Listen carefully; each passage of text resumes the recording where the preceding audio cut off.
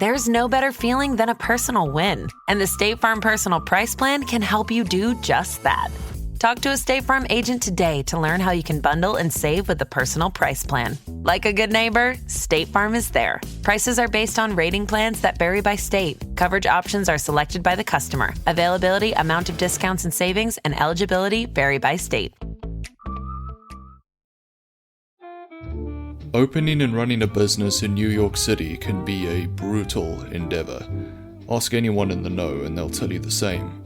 But things can get a lot messier when you throw things like smuggling operations and the mob into the mix. Welcome to the Indiana Jones Lorecast, where we delve into the lore and the history of the Indiana Jones franchise.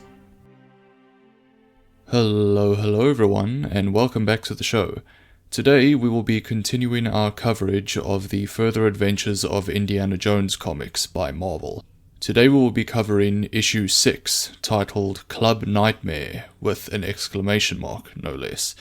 And this is actually one of my favorite issues from this whole series of comics. I just love the story and the setting and the way everything unfolds. It's all great. So I'm super excited to cover this one today. So without any further delay, let us hop right in and begin the story. The opening panel of this comic shows a very busy New York City street, and we see construction workers and people fitting signs and things to walls outside this building. And we are given a text panel that reads, quote, "Welcome to the grand opening of the Raven's Nest, the hottest new hotspot on Manhattan's fashionable East Side. The general public won't be admitted for hours, but you're to be a special guest of proprietress Marion Ravenwood. In fact, that's her below, the attractive young lady, who's about to be killed by a half-ton of careening automobile." End quote. So yes, this story kicks off with quite a bit of action right out the gate. And we do indeed, on this first page of the comic, see Marion walking all dressed up and fancy into the entrance of this building. And this car is just racing up behind her, like mounting the pavement and about to hit her. And she turns around in time to see it, but would not have been able to jump out the way. But luckily she is tackled by a man in a trench coat. And though we don't initially see who this man is, we do in the first panel that he appears see that his hat, which has flown off his head in the tackle, is indeed a fedora, the one we all know and love. Yes, this is Indiana Jones, who was luckily nearby when this happened. We see that he is wearing a tuxedo under the trench coat, but of course he has to have the hat. Like, come on, he has to. But he's making sure that she's alright, and says to her, "I know you like grand entrances, Marion, but really." And she says, "I figured he'd try something like this," and he did, the creep. And Indy's of course wondering, who's he? And she says that she'll explain later, but for now they just enter the establishment. And yes, this establishment is called the Raven's Nest, and it is a club that Marion has opened. And it really looks like a crazy place on the inside, like a very interesting spot to go, because the entire interior of this club is decorated with exotic artifacts, obviously paying homage to the adventures that they go on, but also her father probably, as of course both her and her father are heavily involved with archaeology, with her father being a professor. So on the inside we see hieroglyphs on the walls and all these strange little things here and there, just a very, very interesting interior that they've got. It's super cool. And on their way inside, we are also introduced to this partner in the business, I suppose you could say, or a contributor. And this man's name is Jamal. And he says that he has arrived and heard the big crash and is asking if they're hurt. And they say that they're fine, and we learn that this man, Jamal, runs an antiques shop. And sometime in the previous year, he had been caught with illegal artifacts in his shop, but Indy had helped him out with it somehow.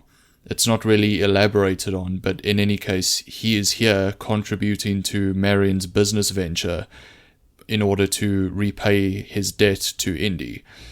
And they're very happy with what he's done for them, as he is the one who has supplied all of the decor for the place.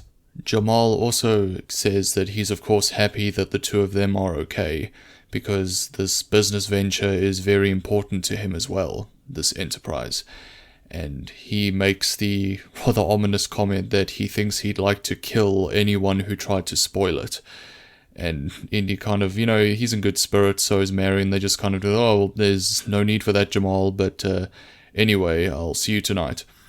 And so, in the changing room, or one of the back rooms rather, Marion is changing into her outfit for the evening, and Indy's sitting there in his tuxedo looking quite fancy, and he asks her what this is all about, as he reveals that he is a silent partner in this endeavor as well, and he invested rather heavily in the place. And she then says that she spent every nickel she made from that Lost Ark business into the club. So that's an interesting bit of info there. So she obviously made some money from the Ark business as well, from Raiders, and this is where all that money went in her case. But she then mentions that the one thing she didn't count on was Emil Marco. Emil Marco is a crime boss, and he was interested in becoming a partner in this business as well. He had approached Marion and asked to be a partner in the business in order to use the Raven's Nest Club as a front for a gambling setup. And as she says, quote, "The gentleman does not take sucker prune for an answer," end quote. And Indy comes to the conclusion that he must have been behind the runaway sedan that had almost killed her outside. And he tells her that she's going to get herself killed playing with fire like that. And she sort of calms his nerves by saying, quote, "If I can handle a lug like you, I can handle anyone," end quote. So, as the night goes on, the grand opening is happening now.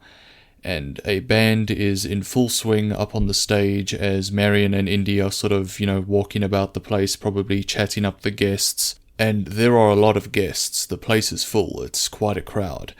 And as they're walking about, Indy and her both have beverages, obviously alcohol of some sort. And she seems to down hers in one big gulp. And then she's in mid-talking to Indy, just takes his out of his hand and does the same with his.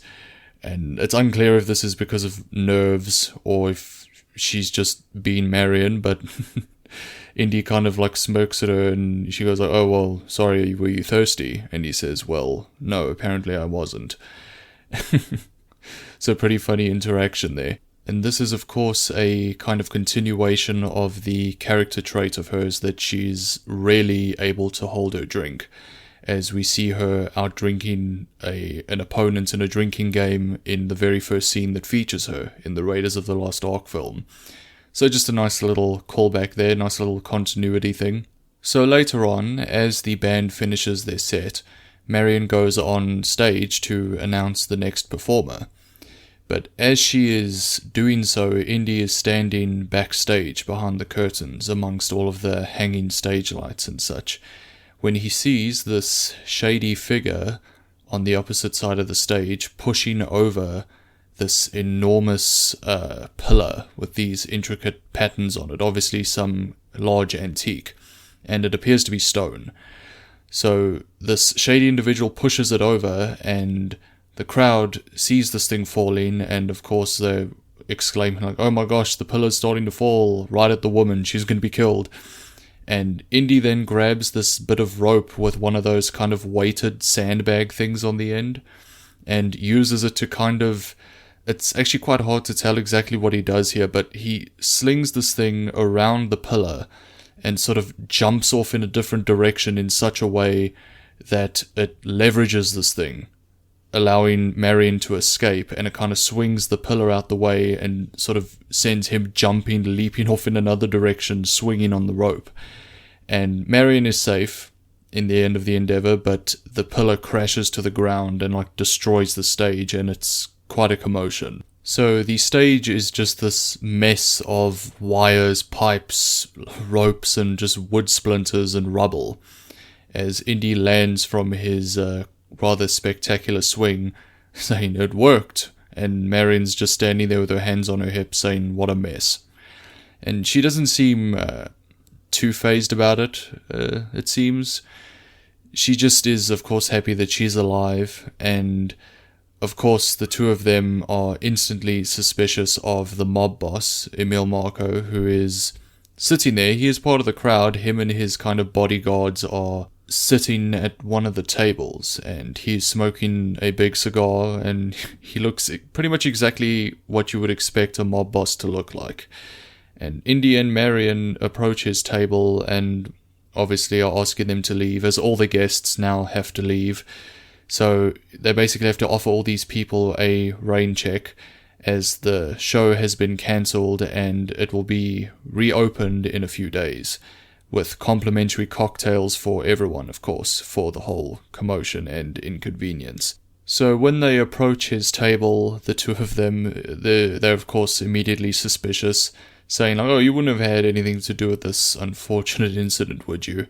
And he says that he's just there for the excellent steak dinner, and makes the remark that if she had a strong business partner like him to kind of make sure the stuff didn't happen, but he's cut off by Indy, who says that she has a partner. And the dinner's over, and of course one of the bodyguards is standing up at this point, asking Marco if he'd like him to, take care of him, that whole joke, that take care of him. But he says no, to let the gentleman live with his mistake while he can. And at this point Jamal approaches, and he of course feels very guilty, saying that he hates that his display has caused them such misfortune, and that he's going to have the damaged pillar removed and replaced immediately. And at this point, Indy crouches down over the smashed pillar and says that, well, we might not need to, because these things are supposed to look old and time-worn anyway, and all this did is chip off a few fragments. And Indy kind of puts his glasses on at this point to have a closer look at one of these fragments, and he thinks to himself, some rather interesting fragments at that. And we don't quite know what he's talking about yet, but that'll all obviously come to light later. So we then move forward in time a bit, and we see that a few days later, Indy and Marion are on a kind of horse ride, one of those horse carriage rides, and they are going through Central Park, in the snow, mind you. So this is obviously during the winter months. It's quite a nice scene, obviously, Central Park in winter must be quite beautiful. And as they're going over one of the bridges, we see that they're eating lunch. And Marion makes the remark that this is a real classy lunch. Cheap, but classy. And the two of them are just sitting there having a nice time having their lunch. And we learn that the Raven's Nest reopens the next day. And he says that he also likes the way that her cheeks blush in the cold air. And she also mentions during this conversation that her face isn't as red as Marco's is going to be if he ever shows his face at the club again, as she's now told the bouncer that if he shows up that he is to be handled with kid gloves, right to the jaw, as she says. But we don't get to see very much more of this conversation, as we see that behind one of the trees and kind of the bushes, this shady figure in a hat fires this dart. And this dart hits the horse on its kind of hind haunch and sends it into a frenzy. And the driver of the carriage is just flung off pretty much instantly, as this horse just goes into a mad sprint, with the two of them obviously stuck in the back seat. So Indy thinks quick, and he grabs that kind of short, small whip that's on the side of the carriage that's used obviously to drive the horse.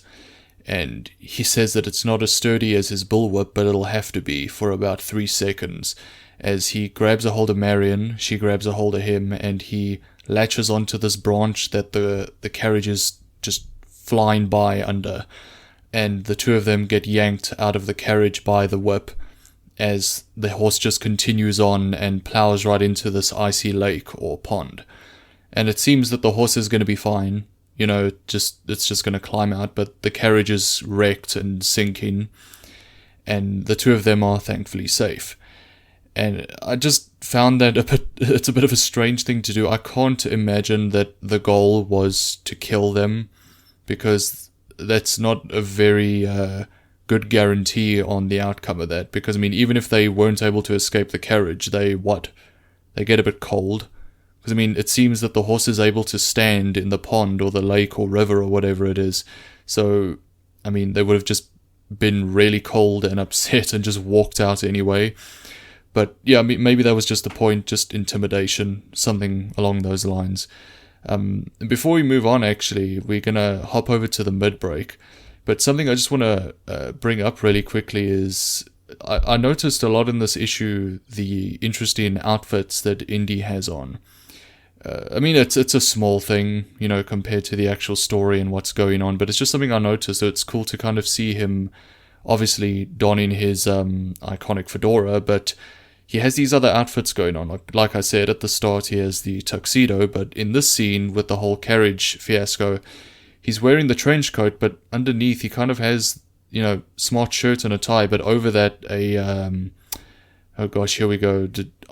I would call it a jersey, but I know that depending on where you are in the world, it's a jumper or a sweater, or either way, it's one of those things. It's the knitted thing that keeps you warm. He's wearing one of those, like a yellow and green one, and he has his glasses on as well. I don't know, it's this sort of different look, seeing him and Marion together. Of course, Marion's also dressed up to keep warm as well. It's a small detail, but I enjoy seeing that kind of stuff. But anyway, we are going to quickly jump over to the mid-break, so I will see you there. Snakes. Why did it have to be snakes? Why, hello there, and welcome to the mid-show break. This is just a short segment in the middle of the episode where I discuss a few things about the show itself, things you might want to know about. Firstly, I'm Kel, or Sir Bandit, your host, and thank you so much for listening. I hope you're enjoying the episode, and if you are, you can let me know by leaving a rating or review wherever you are listening to this podcast. Ratings or reviews on Spotify and Apple Podcasts do help tremendously. Any kind of engagement helps, but the reviews on those platforms certainly help the show's growth. And if you leave a 5-star review on Apple Podcasts, I'll be reading that out on a future episode in the mid-break, just like this one. Speaking of, we actually have a 5-star review to read out in this episode. So this one comes from Gendak Games, or Gendak, depending on the pronunciation of that. And they say, 5 stars, I love the podcast, learning stuff I didn't even know existed in the Indiana Jones podcast. Been listening at work and gets me through my day. Thank you so much for leaving that review. I do appreciate you listening to the show, and I'm glad to hear that it helps you get through the workday, as I consume podcasts in the very same way. While at work, just getting stuff done, listening to something like a podcast can make things go by a lot easier. So to hear that the show that I'm doing is able to be that for someone else really does mean the world. And thank you as well for taking the time to write such kind words. I really, really do appreciate it. One other thing I would like to touch on before we hop back into the story is, normally when I cover issues of the further adventures of Indiana Jones, I cover 2 of the issues in one episode. But you'll notice this episode only covers 1 of these issues. And it's the same with the last one, the story of Indy's work on the Gateway project at Stonehenge. And the reason for that is Marion Ravenwood as a character. I wanted to first discuss Marion Ravenwood in the Raiders of the Lost Ark story before I move on to any other stories featuring her, just to kind of get the basic information and introduce her in like a kind of, nice proper way, like talking about her first appearance in the actual franchise first, before moving on to a story like we're covering today, which features her without, covering the basic info first. So yes, now that we have covered Raiders on the show, I felt comfortable moving on to an episode like this, where we're able to look at this really cool story and everyone's all caught up on who she is. And lastly, if you would like to get a hold of me for whatever reason, if you have any questions, anything like that, you can follow one of the links in the episode description, contact me on things like email, anything like that. You can also come hang out on the Discord server, we'd love to see you there. If you just want to come, again, ask any questions or just nerd out about Indiana Jones, you are most welcome. with all that being said, I'm having a great time covering this one. As I said, I do love the story very much, and it only gets more exciting from here, so let us hop right back into the story. I'm going after that truck. Oh. I don't know. I'm making this up as I go. So as Indy and Marion stand quite flustered in Central Park, they come to the conclusion that they need to do something about Marco. They can't just leave this and hope it clears itself up. So they need to work out a plan. So the two of them decide that they are going to try and get some evidence and let the courts kind of sort him out for them. And they then put together quite a crazy plan, but rather exciting. We see that evening, under cover of darkness, a car moves through the front gate to Emil Marco's river estate. It sits on the Hudson River. It's this big fancy house with a dock out front. Or round the back I should say. The dock is near the house in any case. And the person driving this car is Marion. She has gone there to, under the guise of wanting to just meet him about business. And while she's doing this, Indy is scaling the wall of the estate. And this is another really cool look for Indy. He's wearing his normal outfit with the leather jacket and whatnot, but the only thing that's different is the bandana. He's wearing like a bandana over his face, and he very much looks a bit like an outlaw from the Wild West. But anyway, he scales the wall to see several very mean-looking dogs, and he throws a stake at them. But they don't seem to care about the stake. They still sort of aggroed at him. So he then resorts to using this powder that kind of like gunks up their senses and their noses. It won't do them any damage, but it will kind of get them off his back for now, as the dogs kind of sit down there uncomfortably scratching at their noses as he scales the house to get inside. And inside the house we see Marion and Marco discussing things, and his house is decorated with all sorts of really fancy things. He's a bit of an opera buff, this guy. He, of course, is a huge fan of the music. He has instruments all over his house, and all these artworks, all relating to that same thing. So Marion has him under the impression that she's there, like I said, to just discuss business, and, like she's come to her senses and wants to work with him in some capacity after all. And during this conversation, he's smoking his cigar, and he hands her this original wax recording of this particular opera song. And she's looking at it quite thoughtfully, and he's of course quite proud of this little thing he has, as it is irreplaceable. As it is, it's an original wax recording, so very valuable and very rare.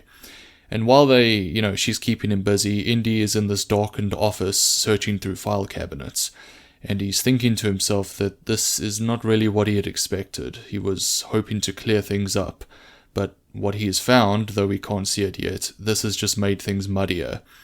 And while he's trying to find something else, one of the guards in the house finds him, and he has a gun, of course. So Indy throws something at him, causing him to fall down, but a second guard arrives at this point, also, of course, with a gun. So Indy pulls his revolver out, and the two of them exchange fire in the house, and Indy then jumps straight out the window, holding onto the curtain for support. And of course, Marco hears this at this point, and, is saying to everyone to sound the alarm, shoot anything that moves. And Marion at this point says that she wouldn't do that. And she then turns around, showing that she has pulled a gun out and is pointing it not at Marco, but at the wax recording, which she is still holding. So she has now taken her own hostage, and it seems to be more effective than any human hostage could possibly be, in the case of Marco, as he is of course very distressed and would probably do anything she asked in order for her to put it down. So there is of course another armed guard in the room, and as Indy is escaping the house, he says to himself, like, I hope Marion can get out okay. And she of course is in a pretty tense situation where she is. So she just kind of throws the wax recording up in the air, causing Marco and the armed guard to just leap for it to try and catch it, as she just flings the door open and takes off sprinting through the garden. she runs down to the riverside where Indy is waiting for her on a boat. This is a motorboat as well. So as she hops on, the two of them just take off and are racing down the river. And while they're doing so, Indy explains that the files he had found indicate that Marco had bought a whole bunch of gambling equipment to use, but had actually cancelled the order a few days ago. So that would seem to indicate that when Marion told him to back off, she's not interested, he had actually, in fact, backed off. So that does not explain why all this stuff has been happening to them. It's then that they drive past this hidden cove on the river, and from this hidden cove, this second boat comes racing, another speedboat. And the person piloting this boat has a mask. They kind of this mask and goggles and this cap and a coat. You really can't see anything about this individual. And they also have a gun. And they begin chasing and firing at Marion and Indy's boat. So you have this incredibly cool looking vehicle chase here, with these two boats racing down the Hudson River at night, with this orange moon in the background and just bullets flying between the boats. It's really cool. So as Indy's firing back at this person as well, when the boats get close enough, Indy jumps onto the boat with this guy and is beating him up, and they're having this whole fight when Marion calls back to him from their original boat saying that the steering on their boat had been shot out, so she can't turn, and they are approaching these rocks in the river. At this point, the gunman jumps off of the boat, leaving Indy in full control of it. So what he does at this point is race back over to their original boat and gets Marion to jump across, and he catches her and steers away as their original boat just plows into these rocks and explodes, lighting up the river and the night sky with this enormous fireball. So as they are continuing on down the river with this inferno and the billowing smoke behind them, Marion is saying that they need to turn this thing around and go stick that wax recording right in Marco's, well, I'm sure you can imagine what she's saying. She is quite upset. But Indy then tells her that Marco isn't behind this. He never was. And he holds up the knife that that gunman had tried to kill him with. And he says, "I think I know who is." And we then see that the two of them have arrived at Jamal's antique shop. And he came to this conclusion because of that knife. You know, because of course, if they were just kind of mafia thugs, why would they use a knife like that? And the knife itself is one of those with a very esoteric. It's one of those Chris knives. And Indy reasons that normal hitmen from the mob wouldn't be using knives like that, and things like blowguns as well, from the whole horse darting incident. They find that the shop is empty. Jamal is not there at the moment. But what they do find pretty much confirms their suspicions, as they find this box of Acme brand explosives. So they obviously come to the conclusion, we need to get back to the club now. And so they do. And when they get there, they find Jamal setting up explosives in the place to obviously just blow it sky high. So Marion and Indy arrive, and Indy's pointing a gun at him, and they obviously tell him to back away from the detonator real easy. And Marion asks Indy, "It is legal to shoot burglars in New York, isn't it, Jones?" And he replies, "Probably, especially the ones that are slow in giving explanations." And it is at this point that Jamal does give his full explanation. He explains that what he's doing here is the result of him just needing money, and he had agreed to handle some unregistered artifacts. Obviously hasn't changed his ways, is still dealing in illegal artifacts. And because of the earlier trouble that he'd run into with the illegal artifacts, he had kind of a record. So no one would do business with him. You know, business was tough. So he had to have the articles shipped in, secretly hidden inside decorations, the very decorations that he had bought for the club. And Indy then says that that would explain the tool marks that he found on the fragment of that pillar, and they are standing right beside this pillar on the stage too. And that explains what he had seen earlier that was so strange. He had obviously seen on this ancient pillar there were these weird-looking tool marks. And so Jamal then reveals to Indy that there's a hidden panel on the pillar. And inside there's all these golden things, jeweled things, jewelry, flasks, all that kind of stuff. All hidden inside this large pillar. Jamal explains that he knew of Mr. Marco's offer, and so he decided to cause the disruptions like the falling pillar, and he had hoped to recover the artifacts and destroy all the evidence in an explosion, one that Marco would be blamed for, no doubt. And finally, looking up at Indy, he says, quote, "This deal was to be my future, Dr. Indy. It was. And it is," end quote. As he says this, he throws one of the golden artifacts at Indy's hand, knocking the revolver out of it, and then tackles him off the stage. And Marion shouts, "Get him, Jones," and he says, "That's what I'm trying to do," as, they're just in this all-out brawl. Anyway, it is quite the brawl, in fact, as candles are knocked over and fire begins to spread all over the establishment. For goodness sake. And Marion, during this fight, says, if you want something done right, you got to do it yourself. Well, this is what she thinks to herself, as she picks up one of the sticks of dynamite and hits Jamal over the back of the head with it, causing him to kind of slump to the ground. And I thought that was a strange choice to hit someone over the head with. Not sure. I never thought of using that as like a melee weapon. This may surprise you to hear, but I've never hit someone over the head with a stick of dynamite before. So I'm actually entirely unsure how much it would hurt. But it seems to work in this case anyway. So they decide obviously they need to get out of there as there's still explosives and the fire is growing very rapidly. So they say to Jamal, the game's over, just come on, we need to get out of here. But as they're running out, he says that he's not leaving, not without the treasure. And, there's still time. I can save a few of the pieces, and he's obviously very frantically trying to gather as much as he can, but of course this dooms him, as the fire eventually reaches the crates of explosives and the whole place just blows up, killing him, obviously. And so, in the aftermath, Indy and Marion sit on the pavement outside the burning building, as sirens are wailing in the distance. Indy says to her that your insurance should cover what they can't save. And she says, "Swell, there's just one problem. I've been so busy opening the Raven that I forgot to get insurance." And Indy says, "Oh, then I suppose we'll have to use mine." And she kind of has this look on her face like, you took out a policy? And he smiles at her and says, "Sure, you forget I was there in Nepal. I've seen what happens to your business ventures."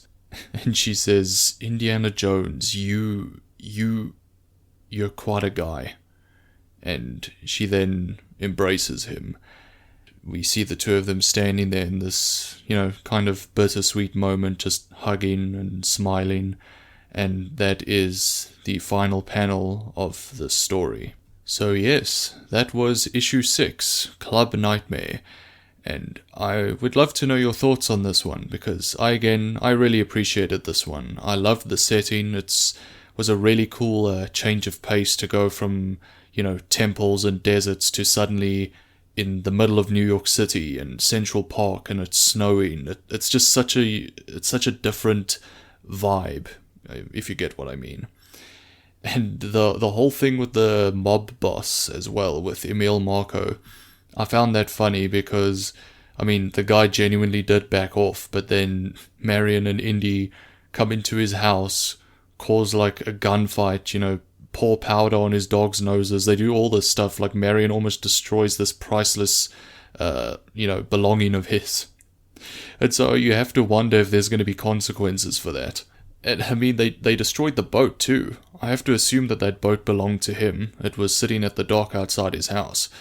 So he had that attitude of, let's let bygones be bygones. Come in and let's discuss business.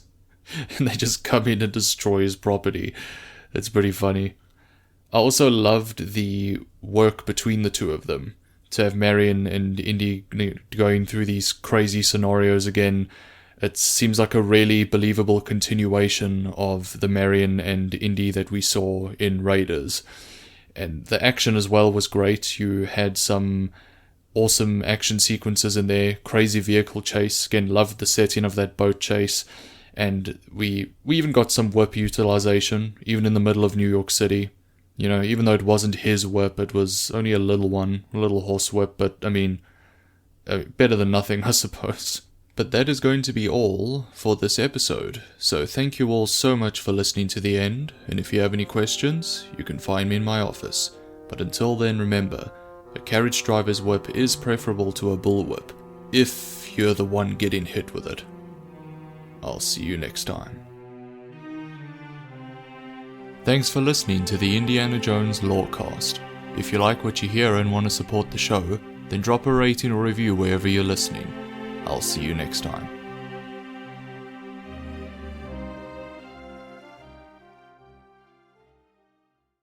How well do you know your video game lovers? Have you ever wondered how your video game bays stack up against all the other delectable digital dates? I'm Genesis, the girl whose motto in life is love, laugh, tequila. And on Two Girls, One Ship, we analyze, rate, and review all that the world of video game romances has to offer. And I'm Vervada, the hopeless romantic cat lady and lifelong gamer.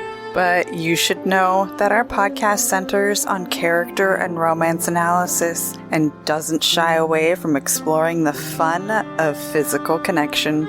Or from the deep emotional connections built between two characters, using specific in-game dialogue and the overall narrative journey. So join the Two Girls, One Ship shipsters, and remember, beauty is in the eye of the controller.